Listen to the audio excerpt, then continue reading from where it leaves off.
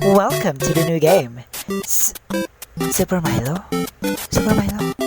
Ah, that's more like it. Scientific method. With friends! Scientific method has only one aim. A quest to answer questions and form multiple and applicable conclusions. But in order to do so, you have to pass series of processes and cyclical sequence of activities. Now the question is, are you ready to start your quest? If yes, let's do this.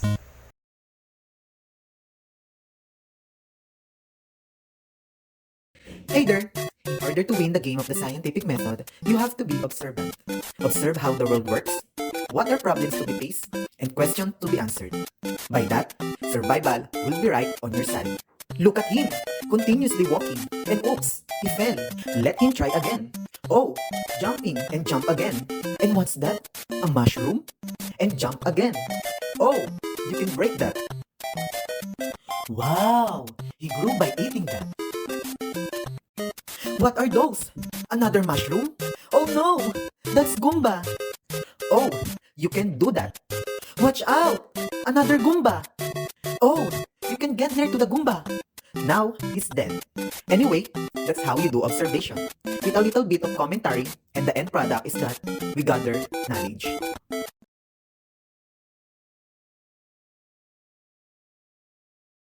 Heya! Now it's time to make hypotheses. These hypotheses that we are making are based on the knowledge we gained in the observations that we made a while ago. We observed that you can break bricks by jumping against them. We also observed that by jumping against a mystery brick, we can get a mushroom that induces growth. And lastly, we observed that you can kill enemies by jumping at them and squishing them. Using those observations, here are our hypotheses. Hypothesis 1, you can break any brick by jumping against them. Hypothesis 2, a mystery brick can give growth mushrooms. And the last hypothesis is that you can beat all the enemies by squishing them. Keep those hypotheses in mind. Good luck!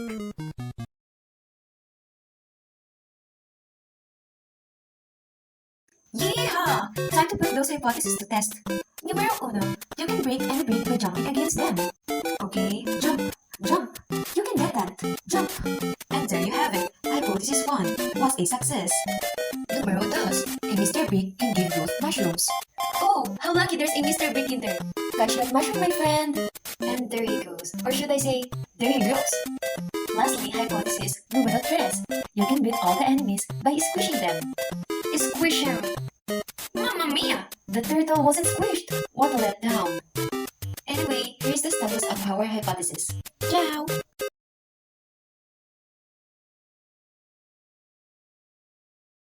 Oh man, that's it? After you play a single level or even just for a few minutes, you will have conclusions on how the game works. Just crush the bricks and grab its mysteries, which is growth. And squish all the enemies. Well, you can squish them also, just beat them. Hey-ya! Now with the observations you made, hypotheses that you have tested, and conclusions that you've gathered, I believe that you're ready to start your own quest. Yoo-hoo!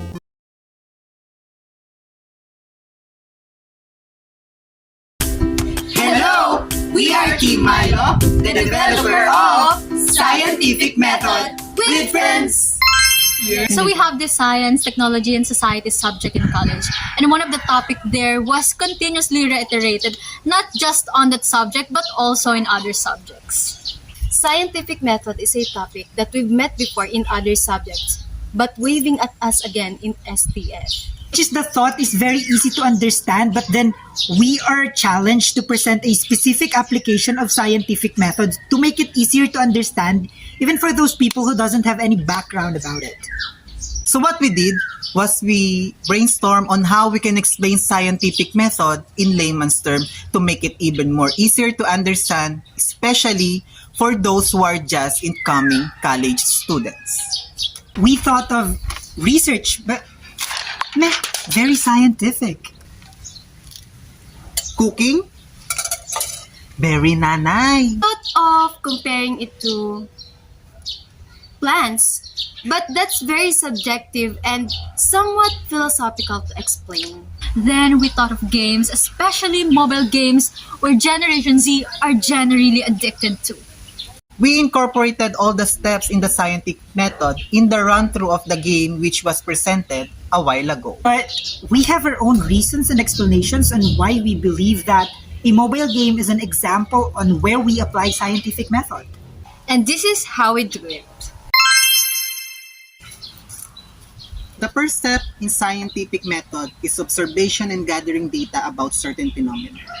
You know, just like playing a new game that you have just installed on your phone. You do not know how the game works, so you try to observe the rules and conventions of the game. Most of the time, we resort to trial and error where we most efficiently gain the necessary knowledge to win the whole game.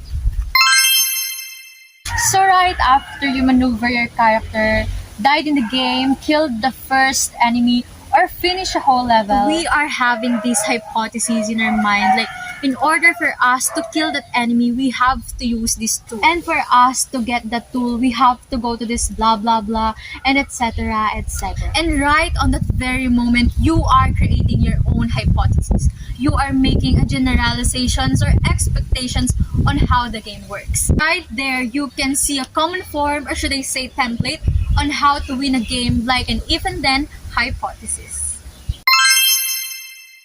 As you move along playing the game, these hypotheses are being continuously tested in different situations on the game. Like, for once you hypothesize doing X would result to Y. But it so happened that when you do that, your character has full XP or MP. Well, that sounds technical, but you get that gist? These hypotheses or hunches can be proved and or disapproved as you continue to play the game.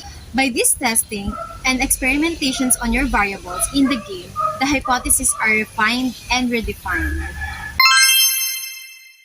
The refined and redefined meaning of these hypotheses that my friend mentioned a while ago is synthesized here in drawing conclusion, the last part of scientific method. Here, like when you finish a certain level or levels of the game, you have these experiences that is backed up not with your observations or hunches, but with the information that you've personally gathered. You know that feeling that like you see yourself as a pro player of the game. And for me, it is parallel and comparable to whenever you finish a research. Whenever we do that, many questions and challenges arise. Yet again, we use scientific method to solve this. It is parallel to the new levels of the game with new opponents and new difficulties. And again, we're going to use the scientific method. We're going to observe it, hypothesize it, test it, and voila, a new conclusion. And that's how we incorporated the scientific method in the scientific method with friends!